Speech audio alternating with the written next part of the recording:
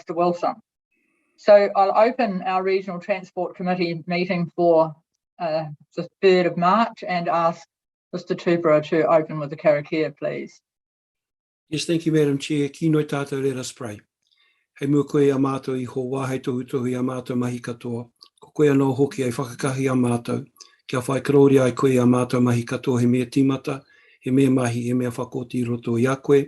Kia whiwhia hoki mātou ki tōra tonu I te mea. Ia ta whai tēnei e koe, koe karadio, ki tō mātou ariki. Āmine. Kia ora. Amen.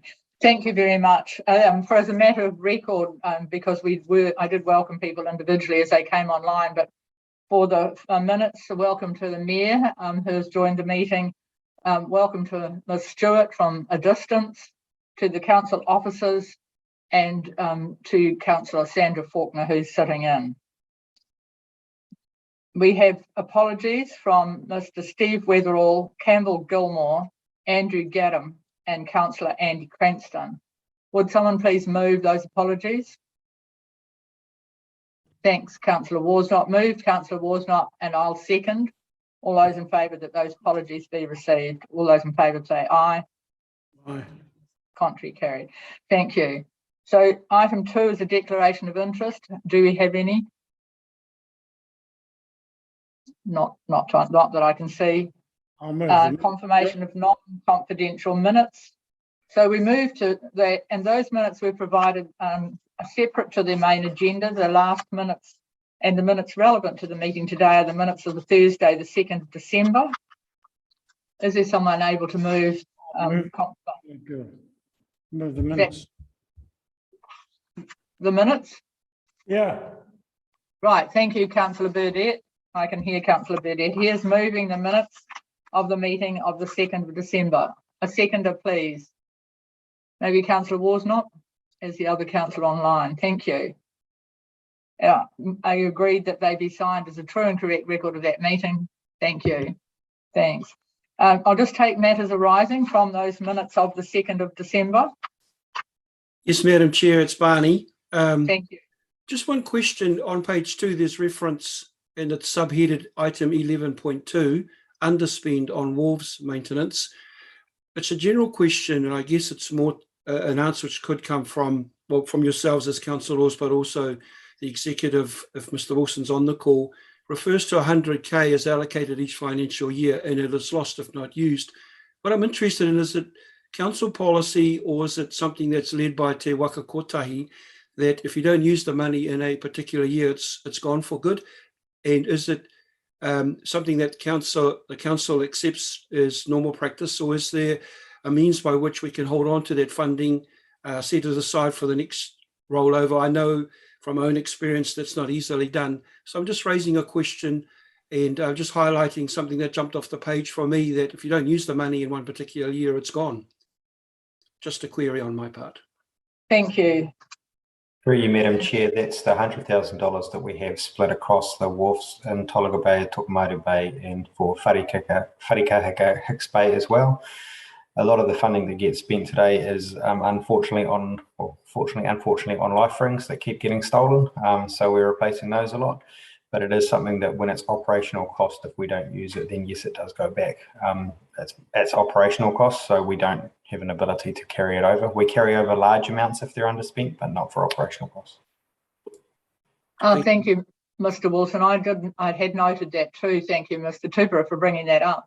But it did seem to me that when way back when council allocated that sum of money in our LTP, there's no reason why some work couldn't be done on the handrails. And I think that is what that was about. Welcome to the Chief Executive, who I see has just joined the meeting. Welcome, Ms. Thatcher Swan. So is there any reason why we couldn't be ensuring that some maintenance, because that is actually what that money was about. And you're right, regrettably, we have had to replace life rings quite often. But there certainly is a need for handrails on the Tolaga Bay Wharf to continue to have further handrails replaced. And so, is it possible that some of that work can be prioritised within the 100,000 that we set aside? Oh, just before Donna, there's a further plan coming for the Tolaga Bay Wharf around what maintenance is required there and the condition assessments that we have to do every year on that wharf. So we do have a paper coming to council around what's going to happen with Tolaga Bay. Donna, I'll hand to you. Thank you. Thanks, Ms MacArthur. Thank you. Thanks, Dave. Oh, blow on my hand. Just a couple of points as well. So the funding for the wharves isn't funded through Waka Kotahi. It's actually 100% ratepayer. That's the first comment. And secondly, we're doing a lot of work at the moment with Tolaga Bay Wharf. We have a current memorandum of understanding where the council will definitely commit a minimum of $20,000 per annum with maintenance. And then the Saves the Wharves Trust is ultimately meant to be fundraising for any additional funds associated with that. And then we provide the project management time on top of that. So a quick update, which I don't want to take too much of everybody's time, is that currently the fundraising isn't coming to much fruition. We're also making investigations on the handrails, and unfortunately, for the handrails to be replaced to the Heritage Trust New Zealand specifications, the weight of those handrails are now considered too dangerous to go on the wharves in its current state. So there's quite a lot of work that we're doing in the background, and that report will be coming up to you shortly to give full explanations. Thank you. I think, in defence of Tolaga Bay, I think because nothing happened for quite a long time, they have put their fundraising aside, but I'm sure if there was a potential for something to be done, they would kick in. And I just noticed that a lady from NZTA, but I apologise, you've come up under Linda Stewart's name, and I don't have your correct name at my fingertips. So welcome, Linda, to your colleague. Sarah Downs, she didn't have a link, so I hope it was okay to provide her with mine. Absolutely. Welcome. Thank you, Downs. Welcome. That matter actually was out of the minutes of the earlier meeting, which was attached to the general body of the report. So are there any matters arising out of the minutes, which was the supplementary paper provided to you from the meeting of December? I have two questions while others might find theirs. One is on page 5 of the minutes, and one relates to the Mokomoko Safety Realignment Project. And is there any update is my first question there. And then just further noting movement on the Kopaoro Hill. And I have flagged to Linda that we have got some issues with Kopaoro, but is there an update on the Mokomoko Safety Realignment? And it says here it's being reassessed and reevaluated. So can you tell us where it is right now? There's nothing further. So in the detailed updates that are included in your agenda pack, I'm not sure, sorry, of the exact page number in the agenda pack, but there's nothing further to add to that.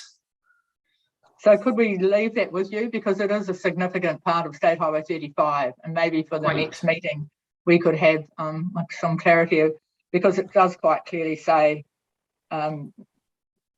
it's being reassessed and Waka Kotahi team are reevaluating the project. So it would be nice to know where it landed. Thank you. It's on hold at the moment, and it will need to wait until we get a further opportunity to secure funding for it. So there's no funding for it currently. As detailed there, the project is shovel ready, so can be put forward when more funding becomes available. Thank you. I'm just looking to see if Councillor Burdett's trying to raise his hand, but he seems not. So we're back to our notice of the meeting. I have had no requests for leave of absence, nor acknowledgement or tribute. I'll come to Councillor Burdett straight away. Public input or petitions in extraordinary business, nor notice of motion, nor adjourned business. Councillor Burdett, you've raised your hand. Thank you, Madam Chair. I listened with interest to Linda. I find that appalling. This is a highway, main highway 35. And to be fobbed off again, no funding. Last time we got told nothing would be done until December 2023. Well, this is ongoing. And when you have a look at the situation there and the number of people that are talking about it, we're having to placate angry people It's down to one lane, covered with cones, and there appears to be very little maintenance done on it. So, I mean, due respect to Ms. Stewart, it's just not good enough from Waka Kotahi. Thank you. Thanks, Councillor Burdett. I think those last comments that were made were in relation to the Mokamok safety realignment, and we will have a substantial conversation later in the meeting around Kopaaro. You're happy about that? Is that okay, Ms. Stewart? Thank you. Thank you. So we've covered the preparatory parts of the meeting, and we move to reports, which in the first report is the quarter 2 monitoring report at page 14, item 10.1. Can I just interrupt? Sorry, Pat. I just had a couple of notes on the action sheet or things that I was. Pardon, the action sheet, certainly, Councillor Worsnott. I was just wondering if it was possible. Obviously, we had come to council with a petition from the residents of Waipiro Bay, and I was just wondering if it was possible to bring, or whether it was appropriate to bring, a report or a response to them via Regional Transport Committee, or whether that needed to go back to council. That was my first question, and I'm not quite ready yet to let go of the. It's actually in the September minutes, the references to the school bus provisions for school children, especially when on page 20 of the agenda we've got our climate change commitments. Are one of our major thrusts is getting people out of cars, and I wondered if we could possibly consider making a remit to that effect, or at least finding out if a remit has been brought in the past with regards to expanding our ability for partnership with Waka Kotahi for children on Waka Kura. Thank you. I'll ask those questions to council officers, to Mr. Wilson, maybe with respect to the petition that came from Waipiro Bay, which was actually about a council road, rather. It was actually around the inland road going to Waipiro Bay, not state highway. So do you want to comment, Mr. Wilson? Through you, Chair, and apologies if I've got this wrong. I thought that went to council. We were going to bring that back through to council for that petition. We've been working on the options for it. That's fine. Councillor Worsnott was just asking where it was going, I think, weren't you? Are you happy with that, Councillor Worsnott? Yeah. And with respect to the school bus issue, would you like to bring that up later in the report where we talk about climate change? I can do. Unless a council officer wishes to make other comment right now. We can talk about it in climate change, but yeah, just on Kokoro, we're having a site meeting up there on Monday to look at that and walk that one as well. Thank you. Thank you. Thank you, Councillor Worsnott. Madam Chair, does anyone else have anything from the action sheet they wish to raise? Yes, Madam Chair, if I can. On page, I just have a query regarding the terminology, page 12. It refers to, in the far right-hand column, procurement underway. What does procurement mean? I'll let the council officers respond to that. So that's around going out to market to test to see what it is that we're going to do there. So it'll be the tender documents. We use procurement as quite a wide term. So from the speaking it up to taking it to market to the appointment process, that's procurement for us. Oh, thank you. So therefore, those jobs that are listed in that column haven't been started yet, is that right? Sorry, Mr. Supata, which page are you on? On page 12. The action sheet on page 12, which has a list of work in the townships. Yes, under townships, we're primarily footpaths and safety barriers and things that fall into roading and townships. So my understanding of those ones, they've been packaged up to put out at the same time. We talk about how we're going to do the different upgrades and the procurement for those, particularly for things like concrete that we take for granted down here in Tūranga. Tiki Tik Te Aroha Rangatukia, it's a very different story per metre. So we're working through the different options on that, is what I'm aware of from Anita's team who are working on that part of it. Thank you. It will be to establish a price, Mr. Tupera, and etc. in timeframes. It's not; they're not actually underway yet. Yes, thank you very much for that. So, if everyone's happy with the minutes and matters arising, and the action sheet, we move to page 14, and to the Q2 monitoring report. Is it Ms. Knight on the call? I'm not sure. I haven't seen her. Are you going to do it, Mr. Gilmore? Thank you. It is me. I'm standing in for Charlotte. I don't have anything to add to the report as it stands. So, any questions, comments? Thank you very much. Then I'll invite questions from the meeting. I'm still concerned. I'm going to express this out loud. We only have Mr. Lyons of all our community advisors. So, and we have one or two apologies. So that does seem a little odd. And for the benefit of those listening to this meeting, it is unfortunate that we don't have our community advisors on the call. They do have a significant role to play. We have Mr. Tupra and Mr. Jason Lyons. So thank you to those two, but I'm sorry that for some reason we do not have our other community advisors on the call.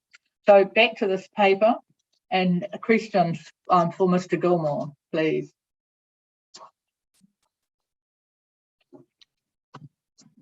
Any questions? No, Councillor Worsnop, sorry. Yeah, I guess this is probably the spot to raise on page 20.32. Our focus areas for reducing emissions, reducing reliance on cars, supporting people to walk, cycle, use public transport. And I mean, if we're going to have things like that as a focus, then we should actually aim to deliver on some of them. And it seems like one of the most glaringly obvious is the issue with regards to the congestion at school bus times, morning and afternoon, and whether anyone knows if a remit had been brought to local government New Zealand to advocate Waka Kotahi on behalf of local government, or anything to that effect, or if there's a different route we could follow. Just because we're not doing really much else in this area at all, and we need to move the dial somewhere, or we're just literally putting words on a paper. That's my comment with regards to that, and I'm hoping that we can aim to actually achieve something. I might speak next, Councillor Worsnop. I'm consistent along those lines. I read those and rather took them to be words on a page. So I have asked Belinda a couple of days ago, so she had time to prepare. It's all very well to say we're going to reduce resilience cars, support people to walk, cycle and use public transport. And it obviously comes about as you and I and one or two others attended a meeting the other night on a different kind of emission, livestock emission. So how realistic is number 32, those three bullet points, is one of my questions. But have Waka Kotahi done any work to establish what level of emissions would be reduced if, say, and I just picked a basic number, if 20% of an urban population within 5 k's of the town centre decided to use their bikes instead of cars, what emissions would that save? And Linda was going to respond to that for us. And can you respond to perhaps Councillor Worsnop's question at the same time? Thanks, Linda. Not a problem at all, thank you. In short, yes and no. So what we're looking at overall at the moment through the emissions reduction plan is the overall emissions targets across all forms of transport at a national level. And then the current piece of work is how does that translate at a regional level? And we need to make sure that we take this in a regional context, because obviously we've got much greater density of population, let's say in Auckland and Wellington, with greater access to different types of transport, but there's more people there with more cars. So we have to look at where's our strongest lever to pull in Auckland and supporting them for mode shift, and their targets will probably be shaped quite differently to say those that you may see in Tairāwhiti or Southland, for example. So that piece of work is underway, and alongside that, to get into the specific level that you just outlined there, Chair, we are in the final stages of developing a tool to help structure both the discussion but also the strategy development around where do you make your biggest gains in reducing your emissions on your transport network. So is that by mode shift? Is that by reducing vehicle kilometres? Is it by more bikes? Is it by walking? Is it by buses? so that we can kind of much more visually understand that if we make a change over here, what does that do to the rest of the transport network? But importantly as well, is it just a marginal change to your emissions, or is it something much more substantive? So that bit of work is well underway. I've seen a few iterations of it, but I don't have definitive information on what regional targets will look like at this stage. Does that help, kind of? Councillor Worsnop? Not really, because it's more waiting for more reports. Meanwhile, we do zero things. So Well, I think that the clarity, I mean, I'm a practical person. I can see the congestion in the morning and in the afternoon. There are surely practical things and low-hanging fruit that we can move on before reports are released. I mean, we don't even know when, by the sound of what you're saying. Are you? Do you have a timeline as to whether the information? The Ministry of Environment doesn't know when. Apologies. So we have to work collectively across this. So actually defining what we even mean about climate change and decarbonisation of the transport network is actually quite a substantive piece of work. But in terms of low-hanging fruit, we're doing that currently, particularly around the additional investment into walking and cycling, mode shift and public transport. So it's not that we are waiting for that, but if we're going to set targets at a regional level, we need to be sure that we have the right mechanisms in place to measure and monitor them, but also as well to support strategic investment into them. So it's not a case of waiting for one, but it's making sure that we're not unrealistic in setting a blanket target right across the whole country, which just, it wouldn't work. No, I appreciate that, but with regards to that low-hanging fruit, my understanding was that we don't yet have the cycling and walkways that we were attempting to funded. Well, we have funded a number of different walking and cycling activities, and we've got one for discussion in my presentation that is the kind of final part of or component of your walking and cycling network. So I'm not sure I would agree that we haven't funded anything. All right. Thank you, Ms. Stewart. Mr. Wilson, you had your hand up, but it's gone. You're right? Thank you. I see a nod. To Mr. Lyons, Jason. Yeah, through you, Madam Chair. I'd just sort of like to maybe just update. We are working with the Journeys team in Council. We are actually putting together a strategy for a network plan and action plan at the moment. So towards walking and cycling network and the urban development, which is going out at the moment. So in terms of activity, there is that's happening through that space with the Journeys team and the Cycle Walkway Trust. Thank you. Mr. Tupera. Thank you. I did put my hand up, so that's new for me to use that technology. Can I take us to page 22 of this report? And in particular, the second paragraph at the top there. And I have a very broad and probably in some respects could be deemed to be a dumb question, but it is compelling because from an environmental point of view, as it says there, planning is underway for asphalt works across the city in the next quarter. And I'm just wondering, again, a very broad question, is asphalt always going to be the option that's chosen? Is it a matter for the contractors? Is there no other material that could be used that is better environmentally or environmentally friendly, I should say? And I guess this is something which really is beyond our region, goes probably nationally and to some extent internationally. So I'm not expecting actually an answer to this, but I just wanted noted, do we always have to use asphalt when we work on our roads? So that's my very open-ended question. So would you like an answer to that then, or would you just like it noted, Mr. Tupper, because that's what you just said? Yes, I'd like it noted because I'd like to email in with my thoughts to Mr. Wilson's department, perhaps as a start, to start a discussion, and we'll just see what comes. Are there any other options in the world other than, given COVID, of course, that's easier said than done, options other than asphalt from an environmental point of view? So just if it could be noted for now, Madam Chair, I'd like to submit something in writing with some thoughts, and then we can go from there. Thank you.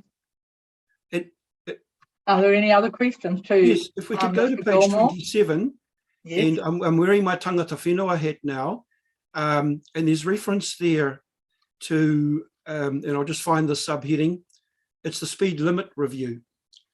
And this is a matter of tikanga, I guess, and a matter that should possibly, and again, if it could be noted, because I might email in as well, that should go via the iwi engagement team in the council out to Hapu and iwi. And it's about when we have a fatality on our roads. As you know, we have rahui for those who might be unfortunate to be lost at sea and so on. And there's a period of grace, I guess, for want of a better term.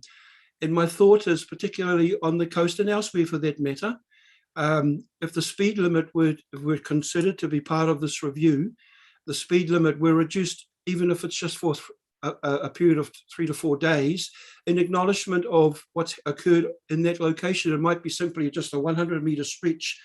In my perspective in terms of tikanga, is that it just shows respect for what's occurred in that locality. I'm not saying we close the road. I'm not suggesting that at all, but I just wanted to, again, if this could be noted, Madam Chair, that there be a discussion around this, given that the speed limit review is going to be progressed throughout this year. But as I say, an integral part of the process will be for this through the iwi engagement team, working in the council to possibly take this to the hapu and iwi for further discussion, if that could be noted. Thank you, Mr. Tupper. That is noted. Do you wish to write something as well and send Yes, that I will. I'll email in to the council, and that will no doubt help. That will start the process. Yes, that will start the process. Yep. Thank you. Back to the document. The Tarahira River Shared Path is mentioned in this staff report, but would you like to speak to that later in your report, Ms. Stewart? On page 29. So we can come to it in your report if you prefer, rather than doing it twice. Whatever your preference is, Chair, I'm happy either way. Well, I think some of the ball's in your court at the moment. We might have it in your report. Okay. Councillor Worsnop's got her hand up. Councillor Worsnop. Sorry, it always takes me ages to find my unmute button. So just a couple more working our way through this. So on page 23, the rainbow crossing, I just wondered if we had any cameras in the vicinity that might be able to be aimed at it. I noticed it's been graffitied, and it would be really good to be able to have a camera aimed at it and find out who the buggers were who are doing that. Because obviously, you know, that's a counter to the whole point of something as bright and beautiful as that. So that was just a comment. And just on page 28, local road improvement 50 max, it references the 50 max PGF business cases being peer reviewed, etc. And I was just wondering if Mr. Wilson might be able to give us an update on, first of all, a reminder of how much the PGF fund promised the region, and secondly, how much have we actually received, and are we likely to receive any more? Can I just quickly tell you, there is a camera that will pick up any graffiti on there. The Grey Street Gladstone Road camera should be able to be reviewed, if, and I can follow that up for you if you like. Thank you. Thank you. Thanks, Mr. Wilson. Mr. Wilson? Through you, Madam Chair, yes, the graffiti sits with police. They've got the cameras, so that's all sorted. We have spent all but of about $10 million of funding, which was about 140, I think, was all up from PGF once it was all put together. So I think there's about 10 million to go on the East Cape Road project, which is the last project that we have sitting there. And we've received everything that we've invoiced for today. Is that the same as what we were committed when the PGF was all sort of agreed to in the context of roading? So through the chair, everything that's been committed to from the PGF, we've been paid and gone through as per the project milestones. So we're in year 3 of delivery of our PGF funding, and we've received everything as we've spent along to date. I think overall we're about 95% of budgets being spent. That's just the remainder of the jobs that are outstanding, which were just as part of the phasing that was agreed between Provincial Growth Fund, Waka, Kotahi and ourselves for the delivery of those. So what is the business case? Is that the 10 million that you refer to under that 50 max there? So through the chair, the business cases were funded as part of the work that was done from PGF, but the physical works weren't. So this is around what we call a point of entry. So this paid for the business cases to identify which other 50 max bridges we were going to do. I think we did 7 with the PGF funding. This was around paying for the business cases to then be lodged with Waka Kotahi to then go into our long-term plans and things going forward. So they were a separate line item that sat in and amongst that. There's a few $100,000, I think it was. Dave H knows, but he's away today. So he was, yeah. Okay, cool. Thank you. Thank you. I've just got a question around the driver training, which is on page 25. And I see it says, you know, there's been that the Ngā East Coast project won't go ahead as the cost to deliver the program exceeded the given budget. And yet they are going ahead in some other areas. And does it concern if there's no opportunity for people on the East Coast and young people in particular? And often it is middle-aged people that actually have never actually got their driver's license. It's quite significant. So are we working with the provider, Ngā I see it says till the next financial year. Is there a bit of background we should know about that, please, that may be able to be solved? So through you, Chair, the contract has been awarded to McInnes, so they are doing the 70 training up for this year. So they have been working through that around the driver's licensing. We put it to market for it to be able to be tendered to see who would be able to do that, and McInnes were able to come in with quite a interesting, really good proposal for that. The issue that we're having in the far north was around cost delivery, but then also the ability for people to go and sit their driver's license was the delay that led through into that. So we will get most of our ones, but it's around the actual, there's no one to do the test is where the issue is, but we have a provider on the East Coast. Oh, that's good, thank you.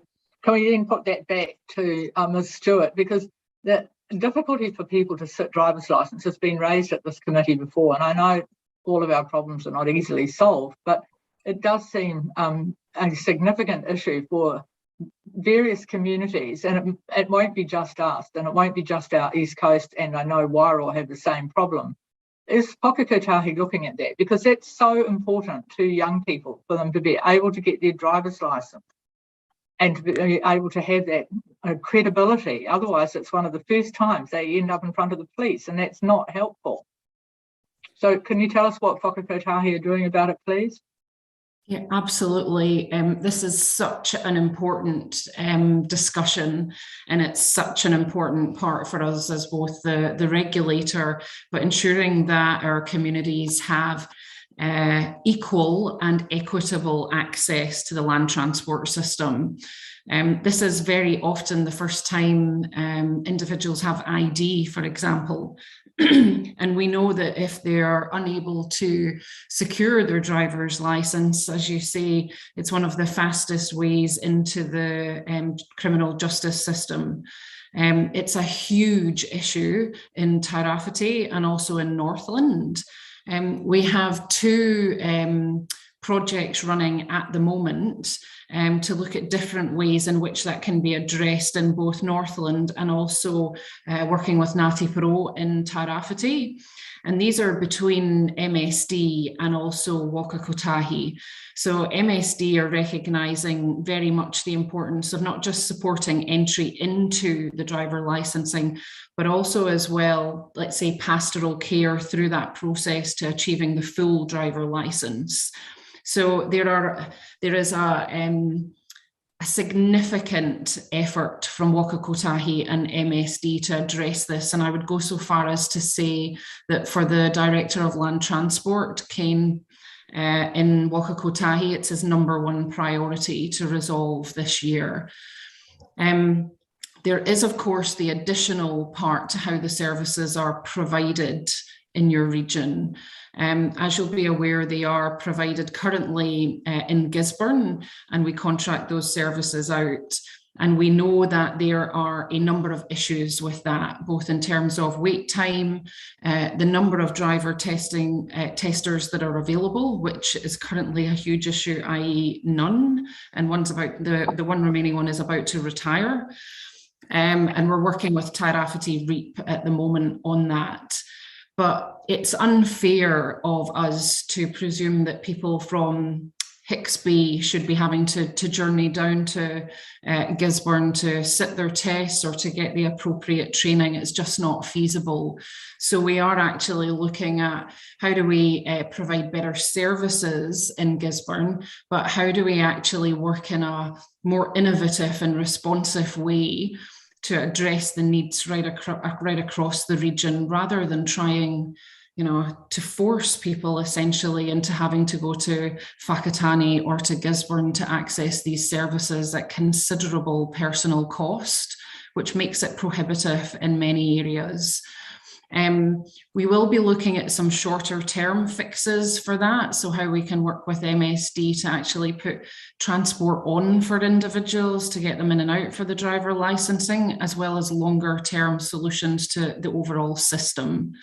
So I fully support the comments here, and it is a significant priority for us to resolve this for Tairāwhiti and for Northland. And we also see it in other parts of Taranaki and down in the Southland as well. Thank you. And Wairoa, I understand they don't have local training. So, and some of their people come to Gisborne to sit their tests. So could you please keep that on bring up and report to us next time at the next meeting on how you're getting on, because it is really important. So absolutely. Are there any further questions? Councillor and the Mayor, thank you, Mayor Stoltz. Councillor Seymour, I cannot remember what the meeting you and I were at where this was raised. I was at a meeting in the last week, and someone mentioned to us, Linda, and I just want to touch base with you about this as well, that the Army also have the capability to assist with the testing. And someone mentioned, and I said I would follow up with our own civil defence because he is Army based, and I was just wondering because what they recommended at that meeting, and I can't remember what meeting I was at, was that you just bring in like a person to, maybe for a week, to just lift our backlog, and I was just remembering this as a thought that we can maybe branch out and see just as a short-term temporary fix who can maybe come in and just help our kids to get over this bump, and then once we've cleared our backlog, then look at longer term solutions. But I'll just leave that thought with you. It was raised with me in a different hui, and I just cannot remember. Councillor Seymour, were you at that meeting with me? No, I wasn't, Your Worship. And it's not, we all think of young people and they're the first young people, but often it's young mums and they haven't got their driver's license first. They get married or they have children, and then suddenly they need to drive. And I know for a fact that it's a number of young women with children that need to be able to get their license as well. And so we just need to focus on getting a solution. And back to your comment, Your Worship, I can remember, though it probably hasn't happened for a while, when the Army came in and did all the dental work. They went to Tapuia with their dental capacity and helped assist bringing dental treatment up to date when we are a long way behind. So it may well be that something like that innovative can be done to at least catch up. And then we need to make sure these people get their full license after the restricted, otherwise that goes on for years. So it is a service that NZTA should lift, if you don't mind. Maybe you could take that feedback back from us, please, because it is important. So are there any, if there's no further, Councillor Worsnott? Sorry, yeah, just one more thing. It's kind of just a comment generally on the usefulness of the quarterly reporting under the transport outcomes framework. I mean, for all those pages, you'd be lucky if one or two of them actually have a report that is reported quarterly. I'm not sure, I mean, was the intention that it would be more useful than this? I know it's a new framework that we're supposed to be reporting against, but on page 34, for example, the information that is presented there, I have relatively little faith in that being a very good indicator of economic prosperity, for example. Is it working the way we intended it to work? Who would like to ask that curly question, answer that curly question? Mr. Wilson? I think through you, Madam Chair, these are quite, they're not fine indicators of what's happening. They are rough indicators. They are taken to help give us an indication on the trends of what's happening across the network and with the interventions that we're having. A lot of this is useful in the annual reports, and it's trends over time that we use for asset management and those kind of things. So they are very much a rough snapshot metric, particularly for things like economic prosperity. And some of the bigger areas, they are really interesting. And ours, we just don't have as many metrics as other places do. Maybe next year it's time for a relook.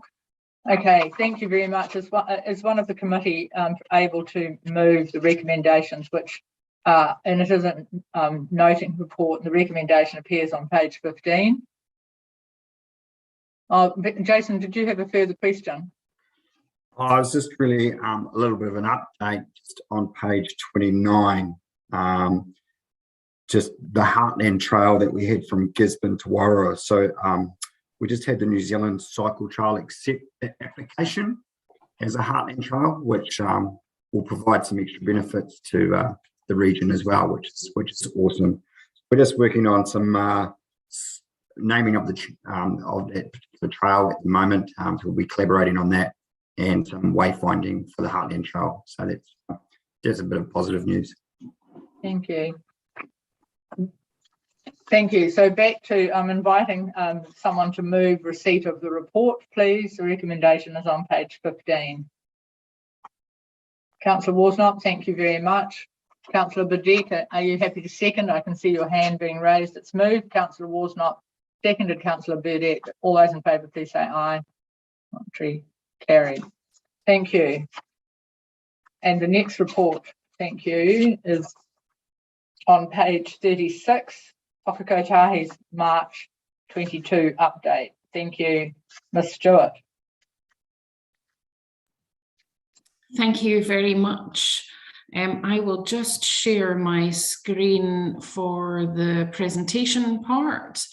We'll run through, bear with one moment. We'll run through this presentation together, and I won't cover off the slides that are in your agenda, but I am, as always, happy to take questions on those or anything that's covered in the presentation or anything else that might arise. Now, there's quite a bit happening for us all across the next, or let's say the remainder of 2022. So we're just going to take a little bit of time to just run through some of the significant work that's either underway or that's an area of focus for Waka Kotahi through 2022. But just first up, just wanted to show or refresh for those that are keen and have already seen it, Te Kapahu, the new vision that guides Waka Kotahi. And this sets out what we want to achieve as an organisation. Also, as well, importantly, how we intend to go about it, as well as overall our purpose and reason for being. There's a lot more information on this in our statement of intent. So if you're really, really keen to understand what we mean by the system outcomes, the system measures and targets, which might help for some of those things that we just touched on earlier in how we measure and monitor progress, there is quite a bit more information available in our statement of intent for 21 to 24. Just really important to note is that you'll see in our statement of intent and through our vision and system outcomes, it's very much a holistic or integrated view of the whole system. So looking at not just the infrastructure per se, but as a network, the people that use it, the services, the vehicles, walking and cycling, but also as well as a social, economic and cultural enabler. So it's really now, I guess, a bit of maturity in our role in connecting our people, places and products right across Aotearoa. mentioned their areas of focus, of which there's quite a few, and don't worry, I'm not going to go through each individual one of these right now, but you'll note that as well as all of the business as usual, much the same as local government, there is a lot of other additional work coming through for us all to wrap our heads around and take leadership roles within. Importantly for us all, because it is of concern to everybody and of interest, is the ongoing constraints on the land transport revenue fund. So there is a review as signalled when we launched the NLTP for 21-24, our funding mechanisms would be reviewed. The Ministers of Transport and also of Finance are currently overseeing a review of that revenue system ahead of the next government policy statement on land transport in 2024. So what that essentially means is they're looking at the gap between the increasing demands on our funding and the available revenue. We know that in the past NLTF, the one that we're in right now, there was a 2 billion Crown loan required to top up the fund available to essentially meet, and in many cases not meet, but meet the expectations that are now on that fund. The reason why it's getting more and more squeezed, if you like, is multi-layered. So you'll be aware that the NLTF comes from Fed and RUC. They've both been impacted by everything from transport mode shift and a real push towards public transport, walking and cycling, also growing use of electric vehicles, as well as this wonderful environment that we're currently operating in of COVID-19, which has impacted due to lockdowns and more people working from home. I would note that this review is focused on some short-term changes to our funding mechanism to ensure that we can deliver on the next NLTP, so the 24-27, and repay that Crown loan. And that will then feed into a longer or systemic review of how we fund land transport into the future. So we will be working, of course, closely with Ministry of Transport, Treasury, government agencies as we move through the process. Highly topical, given our discussion a moment ago. You'll all be aware that the emissions reduction plan is on target to be finalised this year in May. Just as a note, or really for our forward planning as a transport committee, we are all about, would you believe, to kick into the next RLTP planning cycle for 24-27. And I do think it's really important for us, as one of the members has quite rightly pointed out, is how do we look at how this is going to impact regional priorities and investment into the region as we move into that planning cycle.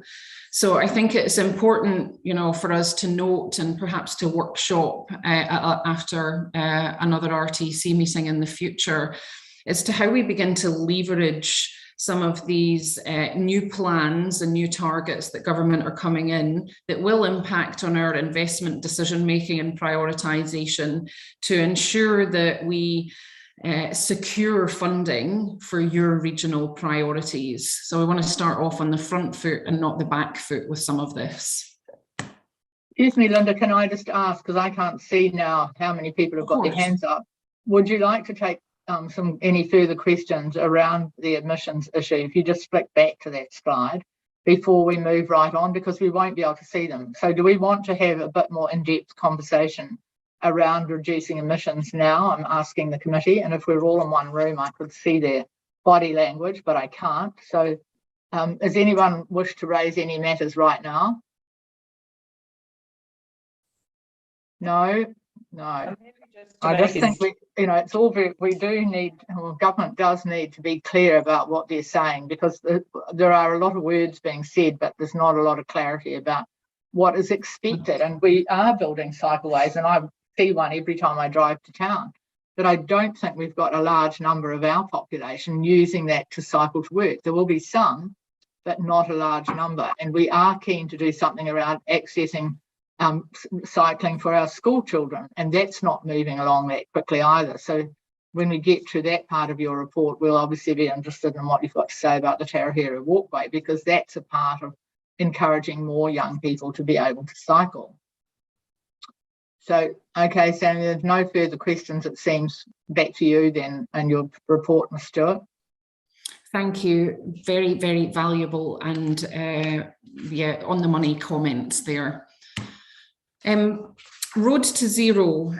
So you'll be aware that we have, well, Road to Zero has been around for a little while now, that we have publicly launched Vision Zero and the Road to Zero strategy that will help us to achieve that vision.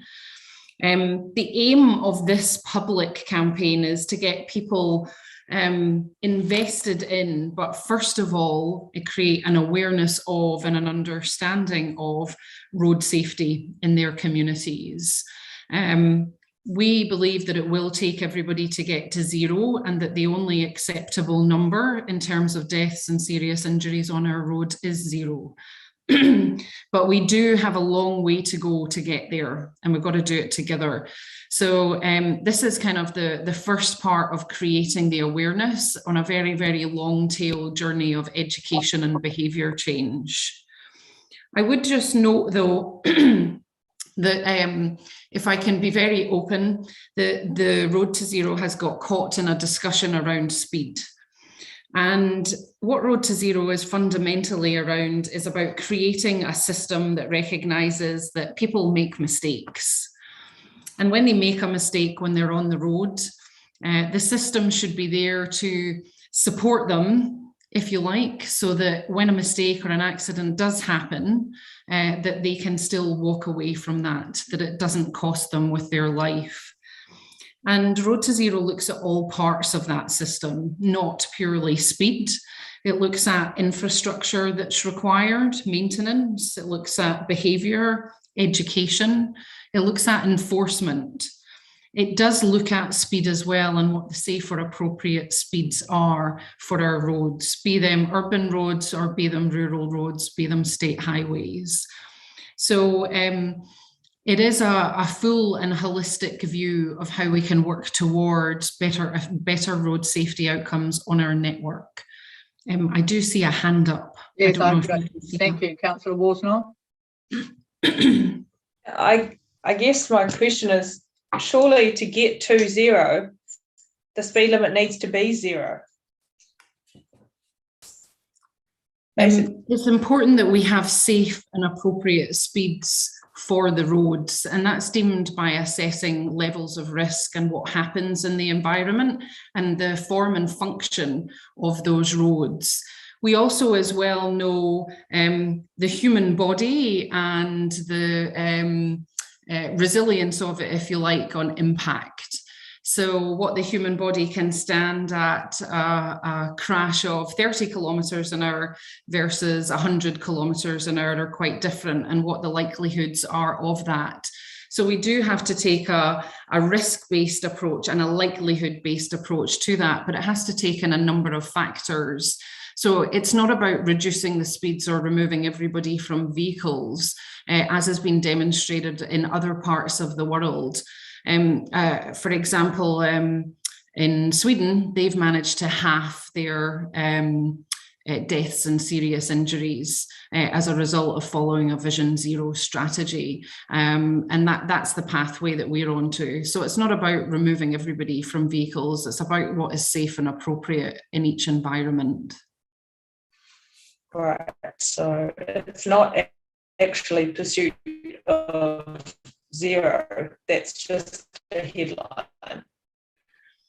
So you were breaking up there. I think it was that it's not about a pursuit of zero. It ultimately is, but we have to start somewhere. We know that I think we're the third worst in terms of road safety outcomes in the developed nation. So we have a long way to go to remedy this. And you'll remember through the development of your RLTP that we have set collectively a target to reduce deaths and serious injuries across our networks by 40% by 2030. So we're breaking this down into more achievable chunks to help us on the way to achieving Vision Zero. Thank you, Ms. Stewart. Jason Lyons, you've got your hand up. Thank you. What are Yeah, thank you. Through you, Madam Chair. You know, we support and totally, you know, it's a bullish target. But I think the key things here is that everyone does make mistakes, whether you're a bus driver, truck driver, car driver, a cyclist, a pedestrian. And I think, you know, bringing that to the forefront and actually changing the attitudes to, rather than blame, but education will go a long way. So we fully support the Waka Kotahi Road to Zero campaign, and yeah, look forward to seeing where that takes us. Thank you. I'm sorry, Councillor Worsnop, I cut you off, but we saw your comment, and we do have roads that need a lot of attention. I can't help but use this opportunity to reiterate to Waka Kotahi that if we can't give young people the opportunity to learn to drive safely by some kind of driver training and then licensing, we're not starting on a very good position, and that we should be going right back to square one and making sure that that's available. We would support those comments. And Thank you're you. welcome to take them back on our behalf. Thank you. Thank you. The One Network framework, I know your officers, your council have been doing a lot of work on this, as all RCAs have. Just for a bit of a recap, that the framework shifts about how we think about and plan for and invest in our roads and streets by putting people and all of the diverse ways our roads are used at the heart of how we plan. So when we're now classifying the roads using this framework, we classify both the movement on them, but as well the police factor of roads and streets. You have now been moving through this process to classify your network. Waka Kotahi have undertaken ours, and as have all of the other RCAs. And in 2021, collectively, we worked to make sure that that framework and classification was embedded into our policy and processes so that we can all better use it for our strategic planning and investment. We're kind of moving forwards and looking into the next stage of this, and that's to integrate this into our processes so that we can use it to inform our asset management planning, our long-term plans, and then again coming back into our RLTP and NLTP planning. The next stage of all of this is to look at classification of public transport routes, as well as walking and cycling paths, and also freight routes, which I know is very important in your network. So again, this is another aspect that we have to consider as we move into planning for the next RLTP. And we would want to be able to consider this against your strategic plans, your LTP, your spatial plans, your walking and cycling plans, but as well any city or urban development plans that you have. So are there, I guess this is a question, we don't need to answer it now, but are there roads that you envisage having a different form or function in the future than they do currently? And that could be, you know, these are not answers, these are just some examples. That could be pedestrianisation of urban areas, or making them more suitable or walking and cycling friendly. Right through it could be considering the movement of freight around your network, through your city and out to the port. So just some things that we need to take into consideration as we begin to plan for the future.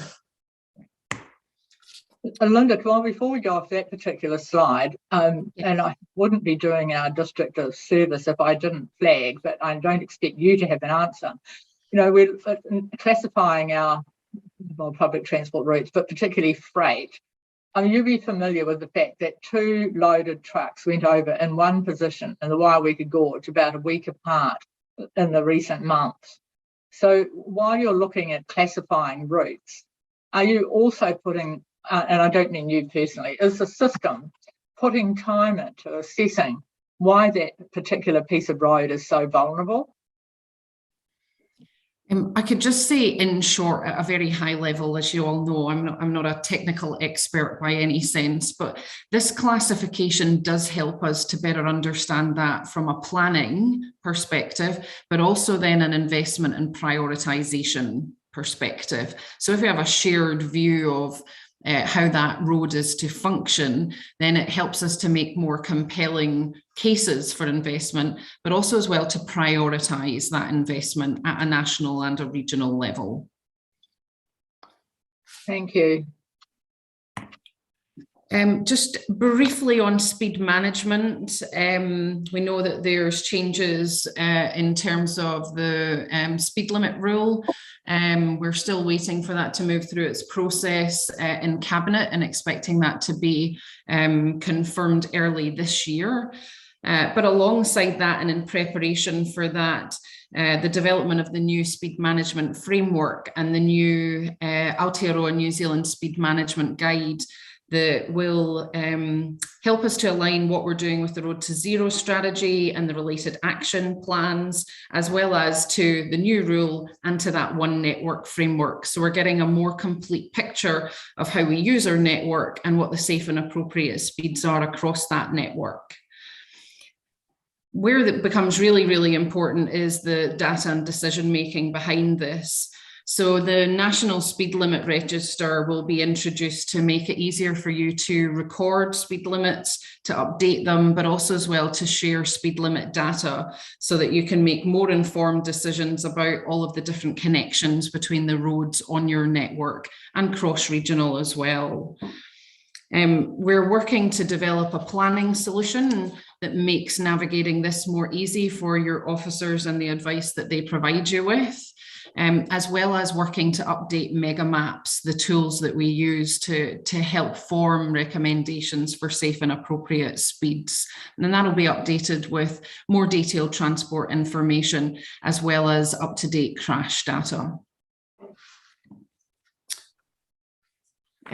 Safety camera, if you weren't already aware, the safety cameras will begin to transfer over from responsibility from the New Zealand Police to Waka Kotahi from middle of next year. This is really so that we can ensure that we incorporate this into how the safe system and our network functions. So it will be incorporated to speed management planning, as well as into our consultation processes. In the first year of them being transferred over, we will be looking to roll out another 100 fixed and mobile safety cameras, and we will be seeking input from our partners as to where they feel would be the best places for these to be positioned on their networks. Can I just ask a question about that, please? Sure. Are the police aware of this? Yes. Oh, that's interesting, because there's a big upgrade going on of the safety cameras in Gisborne Tairāwhiti right now, and it hasn't come up yet, and it would seem inappropriate. A lot of work has been done with the police and the trust that supports them. So are you just talking about APNR cameras or other cameras? It's going to be a full range of cameras, so both speed cameras, but then other enforcement cameras, and that will be fixed and mobile. So hence why we've got a slight name change there on speed to safety, because they aren't only just speed cameras. It could be red light cameras, for example. Thank you. Thanks very much. All good. Vehicle safety ratings, you'll have noted that they have all been updated, and we've had quite a bit of publicity on those. Just as well, that also includes updating the carbon emissions for all vehicles as well, so that people again can make full choices on both safety as from a road use perspective, but also environmental. Now, back to the region. RLTP, significant related activities. I think we've covered one of these. Thank you to your officers for the update for the presentation, but as well as just for the update verbally earlier. The walking and cycling pathway. So the recent point of entry has been endorsed by Waka Kotahi, which is great and positive. At present, the funding has not yet been confirmed for this project, but that will be reviewed in the 2022-2023 financial year. So that's when we reconcile our walking and cycling activity class. And then this activity was tagged as possible for funding in the RLTP. So that's when we can ascertain if funds are available for us to be able to fund this particular project.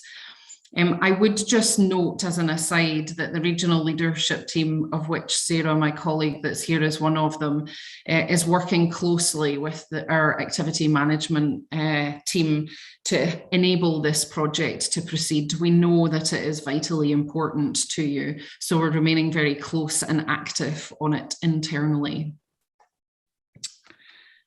For the Waka Gorge, once the business case is completed, so that is due for completion, aiming for April for this year, it will be put forward for endorsement. And once that's endorsed and the available funds confirmed, we'll then move forwards into the pre-implementation stage. So thank you for everybody that's been involved in quite a lengthy engagement consultation process for that business case. We'll keep you informed, and I think there was a little bit more detail in the detailed pack on our work on this one, but it's looking positive at the moment.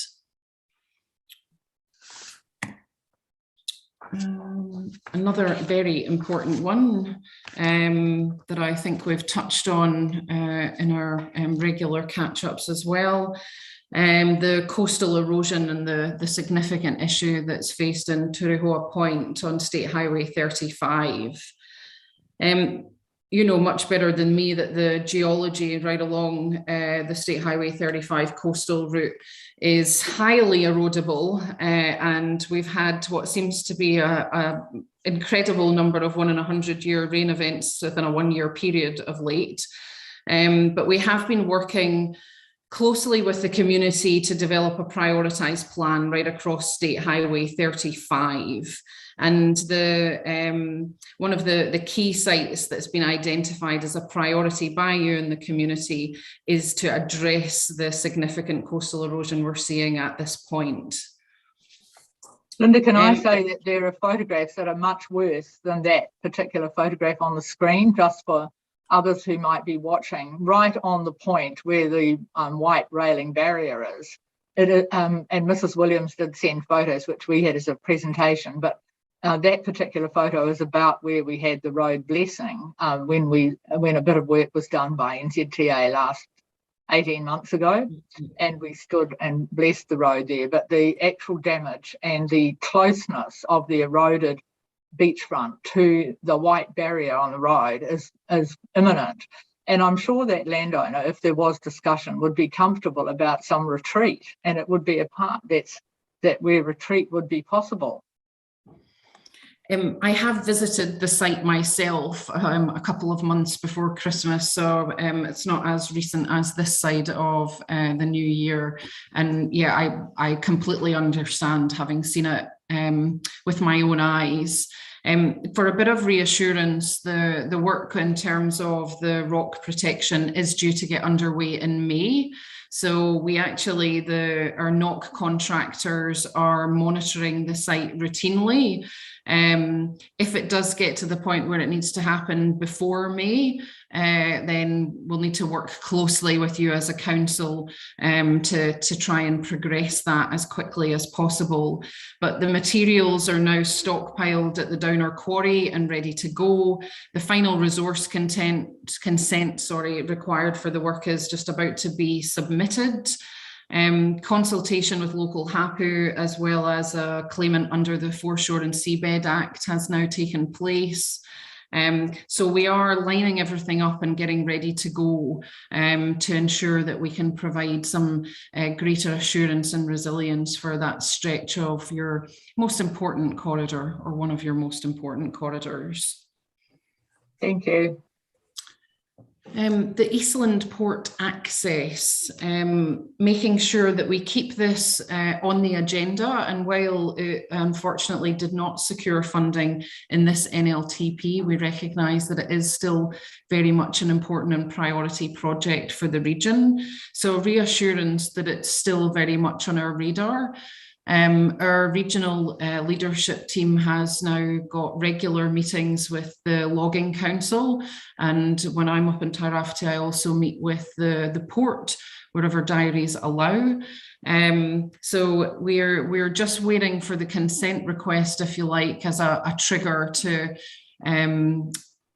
get everything back up and running in looking at the safety improvements that can be done for the intersection that you have concerns about. So just some reassurance there that it is still very much on our radar as well as yours. Thank you. I know we had some questions, just re the level of maintenance activity.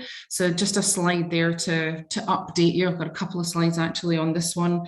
Rehab works are progressing really well. That's that top section of the table, and they are all still on track to be completed by the end of March.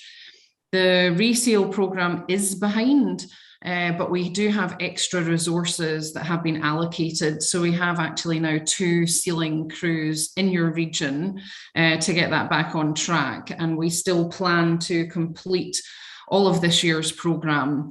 There is still a bit of an unknown for all of us about how Omicron might impact resources and crews. But at this stage, we've got 2 up there and we're aiming to get it all completed as we've promised. So we're at only 53 and 43, 30, totally only 34% of the program completed to date. Is there a reason that it has got behind? Because if it gets to winter, it isn't going to happen. It's primarily been because of weather and labour constraints is the reason that it is where it is. Right, thank you. Hence why we've got additional people on the ground. Great, thanks very much. And then the speed and infrastructure programme. So just an update on speed reviews across your region. We're taking a steady and measured approach to these. We are currently drafting a Mana Whenua engagement plan, which is the first step in reviewing speeds across the remaining speeds across your network. We have had many site interest from iwi and also hapu groups across your region that have marae located alongside the state highways. And we have had initial contact with representatives that are seeking to make contact or have a hui to discuss their needs and their concerns. Particularly around access ways to Kura, to marae along the route.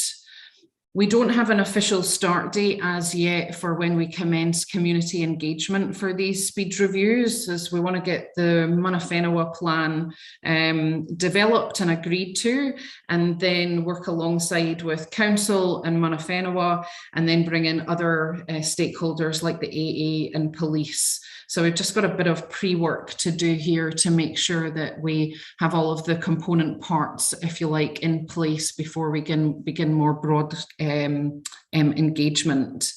We have had some informal meetings with officers at both your council as well as Kotahi District Council as well on the plans for these speed reviews.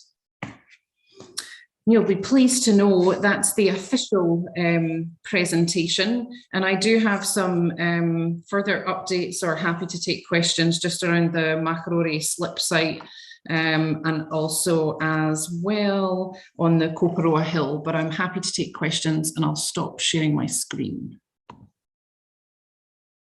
Thank you. Do we have any questions to that part of the presentation? Councillor Worsnott? Yeah, I just note that there's been huge pushback from Hawke's Bay with regards to the speed limit drop proposed on the Nakatopa Road. I don't know about you, Councillor Seymour, but I certainly get plenty of feedback just about how. Oh, am I frozen? My computer's No, trying I to hear you. I still hear you. Okay. Just with regards to how slow it is to get just being dropped to 80 kilometres an hour.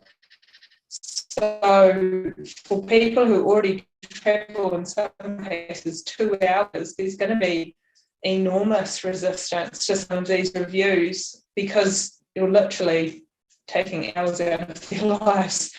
To what extent does the community get to choose its risk threshold, and to what extent is it imposed upon them?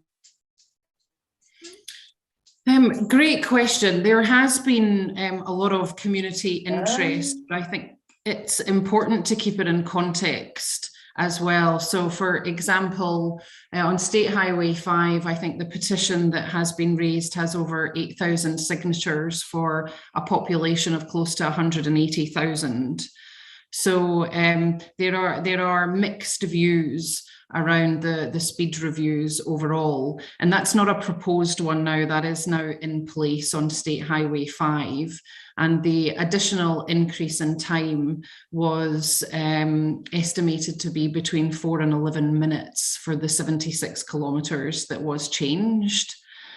When we look at what are the safer and appropriate speeds, we do ask the community for their experience of the road, not for whether they agree or disagree with a proposed speed. And that is part of the overall campaign to raise awareness and understanding of what a safe and appropriate speed is on a road. I think as well it's important, and where we can certainly improve in how we do this, is that speed isn't the only answer on these stretches of roads, and we are making sure that we look at it against our maintenance plan, we look at it against our existing investment on the corridor, as well as safety improvements required into the future. But at the end of the day, the fundamental part of this is ensuring that the speed is safe, so that if somebody does make a mistake, that they stand a much better chance of getting home to their friends and whānau when the speed is appropriate than if it hadn't been. Are you happy with that, Councillor Worsnott? Or do you have any further questions?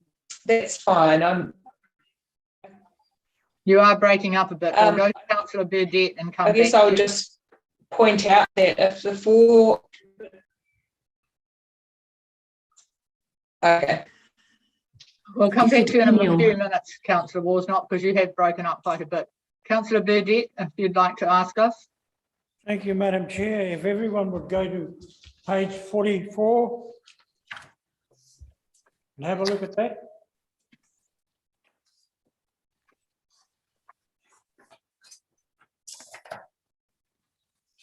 Now I'll speak to it. That's north of Hicks Bay, climbing as you go towards the Orweka Valley. And then north of that, at Whangaparau, there was an equally massive slip at the same time. This is the second winter that this has been sitting there with cones and netting around it. I just asked the question, and I'll keep going on about it. Why has the copper ore, which is much worse than this, not featured in our agenda? Then people could see what I'm begging on about. I understand what Linda is saying, but there has to be some form of priority in terms of the northern region. I'll give you an example. As we get over the boundary into the Karakia Council, there was an even worse dropout than this that's in front of you. That was last winter. They have fixed it. It was a massive dropout down to a very narrow single lane.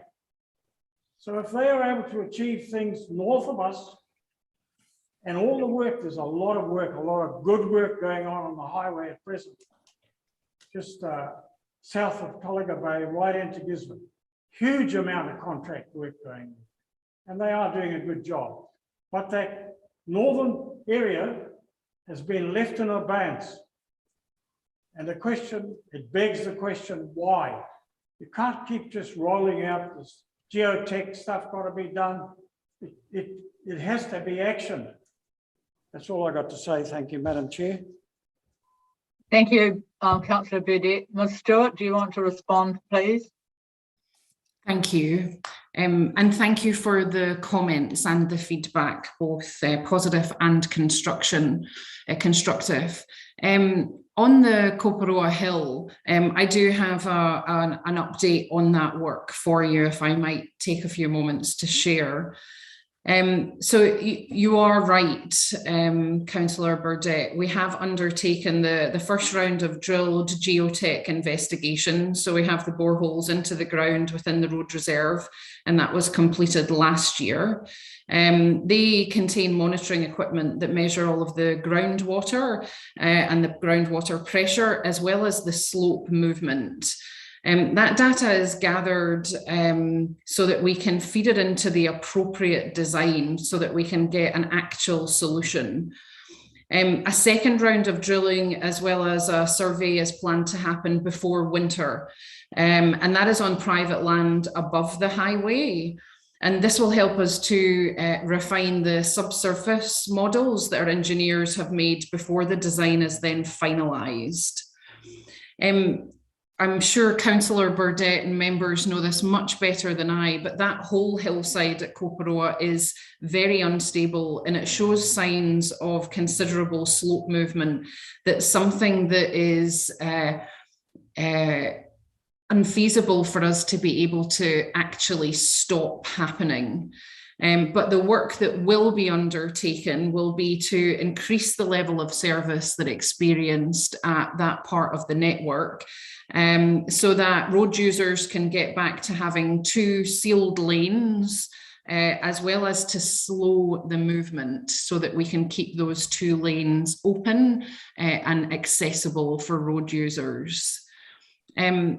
The physical work is not due to start until after this winter at the very earliest, and it will be staged and phased in its approach. What we're doing at the moment is securing agreements with landowners. We're undertaking the relocation of telco and also power lines, and we have to undertake the due consultation with Mana Whenua. So all of that will be happening in preparation to begin post the winter season. So a reassurance, it might not be as fast as you would like to see, but the team are very much focused on ensuring that we get a much better level of service for you in the long term. Through the chair, thank you very much.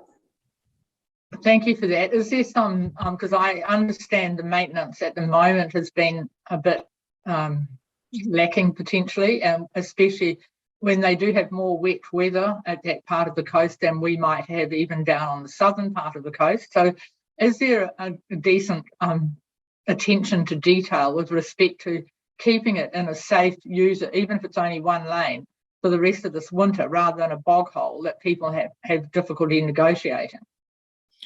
I will follow that up. I know that the safety of the road users for our contractors and our team, it's one of the sites that's under regular review by our NOC team and our maintenance team. But I do know as well that it is volatile is not the right word, but it does succumb to the weather very quickly. So I have confidence that they do have that on plan, but let me double check and I'll come back to you to make sure that we've got something robust for winter. And thank you. And then can we add Busby's Hill as well? Because I think it's not quite as critical, and we do still have a sealed carriageway, albeit it ends up through the winter with a lot of mud and slush over it, and is potentially quite dangerous for people who aren't familiar with what they might strike on that portion of road. Now, I understand there's retreat planned for there and some discussions going on with the landowner. Yes, you are correct. Bear with me one moment on that. So we're going through the resource consenting process currently with your council. I have to say from the feedback from the team, the disposal site for the fill generated from this job is proving quite complex to consent. But we're working closely with your planners to just come to the best solution. We will aim for the next construction season, although we've got to make sure, as you say, that it's fit for purpose for over the winter. And we have engaged with local HAPU affected landowners and your council. So once we've got a definitive way forward on both the winter as well as the longer term, we will update all of those stakeholders.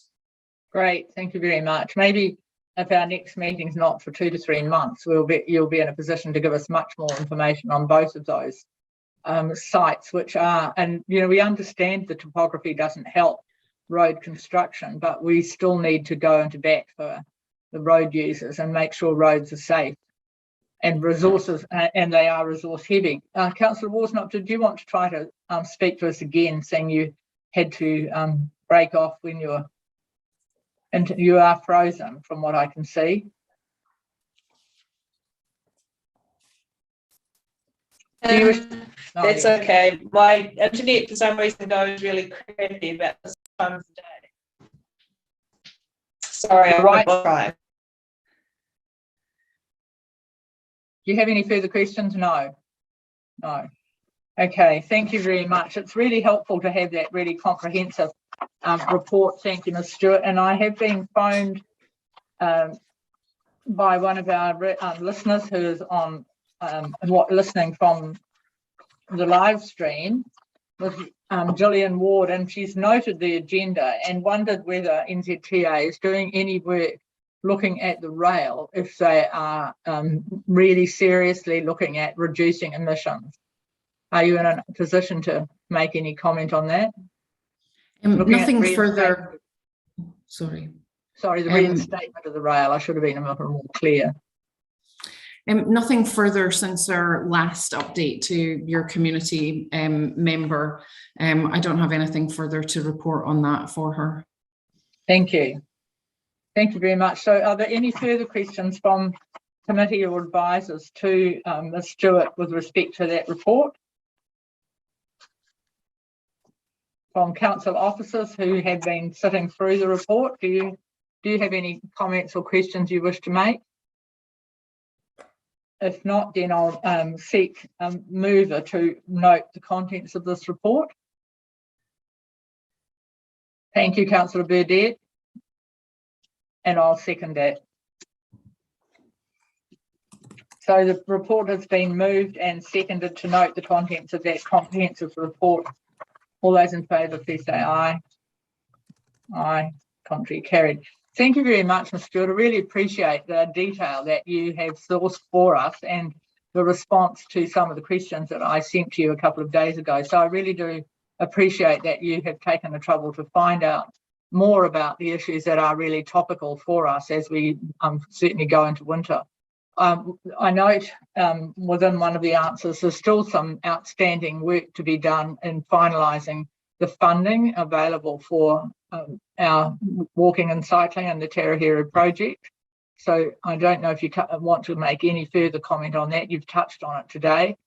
And maybe some of our repairs and maintenance from our floods is still work in progress with our officers and yourselves. Yes, I think on the walking and cycling, we've just got a reassurance that the leadership team know of its importance, and as soon as that activity class comes up for reconciliation and review in the next financial year, we're going to work hard to see what we can secure for you there. So the teams are working closely together. The emergency works, I know we're working again closely with your officers on the November 2021 emergency works application that has been put in just to resolve some questions and queries that we've got. So I think our investment advisors have been up for site visits and there's further work to be done on that. So we're just working together on there, but we might be able to provide some more updates at the next meeting, Chair. Thank you. Thank you very much. Then the paper's been moved and seconded. Thank you, Mr. Gilmore, and to Ms. Knight, who's not on the call, for your part in the paper. Thank you, Ms. Stewart. Is there any other matter that can legally be raised? If not, I'll declare the meeting closed and thank you, Mr. Tupera, for closing it for us. Kia ora tātou, kino e no tātou, let us pray. Kia tau kia tātou katoa, te ata whai ato tātou ariki a hukaraiti, me te aroha o te atua, me te whiwhinga tautanga ki te wairua tapu, ake, ake, ake. Āmine. Kia haumaru, take care everybody, keep yourself safe.